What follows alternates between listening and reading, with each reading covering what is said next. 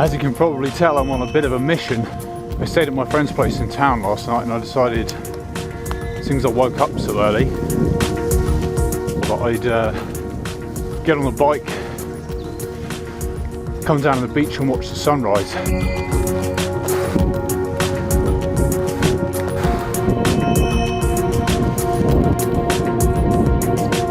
About 6 AM on a Sunday morning. There's only going to be a few people about.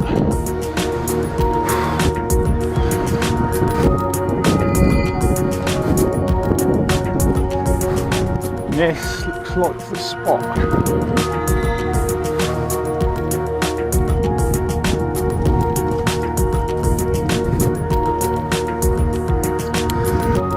So, Bournemouth Pier there. And that dark headland there, that is Hengistbury Head. That is the Isle of Wight. And there's even another bit further than that. That's the Isle of Wight in the distance there as well. So I stayed last night at Leanne and Greg's. It's the last place I lived in town. I was there 2 years. And my friend Leanne, she's one of these people who's like all about doing the work on the self and all that kind of stuff, and she's always been, well, she seems to be in a very positive and expansive part of her journey. She was a big influence on me. I mean, I had to raise myself to that level myself, get myself to that frequency before I could even be invited and move into an environment like that. You have to work on yourself in whatever environment you're given, with whatever tools you're given to work with, obviously, to level yourself up. She introduced me to this book. Well, I mean, she gave me a bunch of books to read. One or two really stuck out to me, and one of them was The Miracle Morning. I never finished it, but the concept was pretty straightforward. And here's one of the strategies you can use to address this fact that you can't find time for these things you know you should be doing, personal growth things. The Miracle Morning is basically getting up maybe an hour early and doing those things that you know you should be doing. Meditation, working out, whatever, you know, just commuting on your bicycle. That's your miracle morning, right? That's enough, or it can be enough to get you so far. It got me so far. But yeah, this morning I woke up at about 4:15. I didn't know it was 4:15. I woke up and I tried to get back to sleep, but my mind was racing, and I just tried unsuccessfully to shut it down. I usually can shut it down, I can get back to sleep, but I tried unsuccessfully, I failed. So I just thought, okay, I need to go downstairs to check the time, and I said, if it's anything past 4, that's it, I'm up for the day. Won't try to get back to sleep. Went down, it was 4:15, so I thought, it's a miracle morning. I can't shut the thoughts down in my mind, so I observed them. Presently they went away. I felt flushed with success by this, and decided it was going to be a good idea to get on the bike, come down here and watch the sunrise, just because it's a nice morning. And here we are. I'm just working on a video at the moment, which is the sort of the 1 year kind of anniversary of living out in the woods. I've actually been out there something like 13 months. Yeah, it's been 13 months now, but it's taken me a little while to put this thing together. It took me even a while to get around to start making it, but it's nearly done. It'll be up shortly after this video, I would imagine,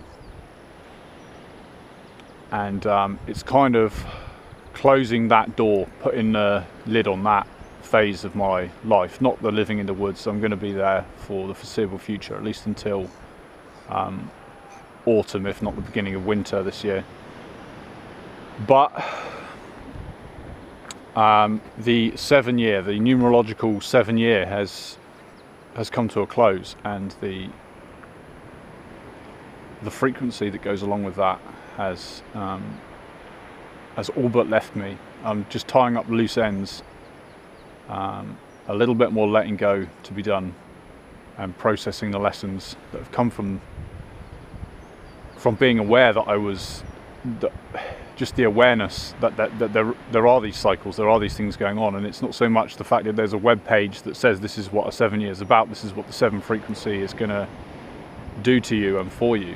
It's just a window, it's just a glimpse into the deeper functioning of the human being, the higher functioning of the human being, the things that we're not you can't be taught at school. The things that can't be taught, the things that you just have to find inside yourself. That's what numerology and astrology, you know, at various times in the past has really spoken to me as well. But at the moment, it's this 8-year, and the 8-year is incredibly exciting. The 7-year is about accepting my limitations, accepting my weaknesses, not just admitting it to myself, but admitting it publicly to a certain extent with these videos. The last video I put out before this, it was, I can't remember the title, it wasn't a catchy title. I'm not about catchy titles. You'll never hear me telling anyone to hit the subscribe button or the like button. It's not why I'm here. I'm here to help, and I'm here asking for help, and I certainly did. I asked for help in that video. I didn't directly ask for help, but I was asking for help, and 1 or 2 people in the comments clearly recognised that, and they spoke to me. Yeah, so I guess we're acknowledging a new beginning. We're acknowledging the beginning of the 8-year. These signs and these cycles are there. They're everywhere. They're just there to be observed. You just need to look for them. And it's extremely refreshing to adhere to principles and ideas that come from outside of your own culture. Now, whether or not that's things that are, you know, from a different sort of what I would call a temporal, a physical, real kind of culture, like Taoism's a thing, it's been around for thousands of flipping years. There's every reason to go and see what those guys figured out in thousands of years of working on their concepts. But, you know, we get to these new agey type things, and it's easy for a skeptical mind to just dismiss it. You know, if it's not for you, it's not for you, but it is certainly for me, and it has done things for me. It's opened doors for me, and it continues to do so. There's no point trying to affect big change in your life. Yes, I said it. There is no point trying to affect big change in your life if the universe is not supporting you at this time to try and do that. You don't need to be studying your ass off all the time. You don't need to be setting records in the gym or on the running track or wherever it is that you prove yourself. However it is that you do these things. Sometimes you do just need to chill the fuck out, and sometimes it might be an entire year of chilling the fuck out. Sometimes you just need to go into the woods, dig a hole, build a shed in it, and live there, and that could be the most profound thing that you could possibly do with your life. And it's going to teach you a lot of stuff. And by the way, digging the hole, building a shed, it's a metaphor. You can do this in your own bedroom, you can do it in your own backyard. I don't literally mean build a shed in the woods. Right, the sun is virtually upon us. The new dawn is here. Morning. Morning there. You got a single speed on the front. It's the one chainring. Yeah. Yeah. The full business. Yep. It's just perfect.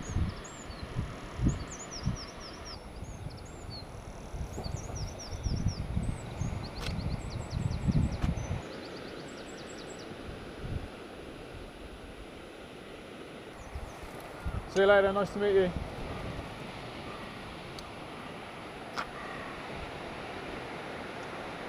I feel quite rude. I was having a conversation with that guy about mountain biking, but I barely looked at him once. I was just too busy staring at the sun.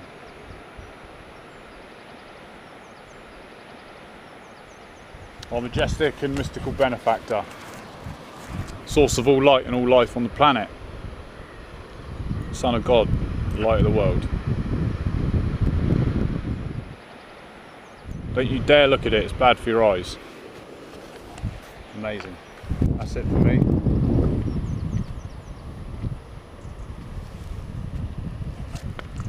Sungazing. Only at the very start of the day, or the very end of the day. I prefer the morning. And don't overdo it, build it up. Start off small, start off slow, build it up.